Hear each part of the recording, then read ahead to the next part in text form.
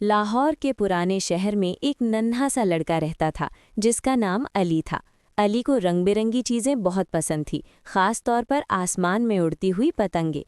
एक दिन नानी अम्मा ने खुशी से कहा, बेटा अली, बसंत आ गई है, बहार आ गई है, अब लाहौर का आसमान रंगों से भर जाएगा। अली बहुत खुश हुआ। उसने अपनी पीली कमीज़ पहनी, सर पर छोटी सी टोपी रखी और नानी के साथ छत पर चला गया। हर तरफ खुशी का समा था। आसमान में नीली, लाल, सब्ज और पीली पतंगे उड़ रही थी। नानी अम्मा ने अली को समझाया, बेटा, बसंत खुशी का त्यौहार है, लेकिन हमें हमेशा महफूज तरीके से खेलना चाहिए। नरम डोर इस्तेमाल करनी है और किसी को नुकसान नहीं पहुंचाना। अली ने सर हिलाया और कहा, नानी, मैं सबका ख्याल रखूंगा। अली ने अपनी पहली पतंग उड़ाई। वो आहिस्ता आहिस्ता ऊपर गई, जैसे लाहौर की खुशियों को आसमान तक ले जा रही हो।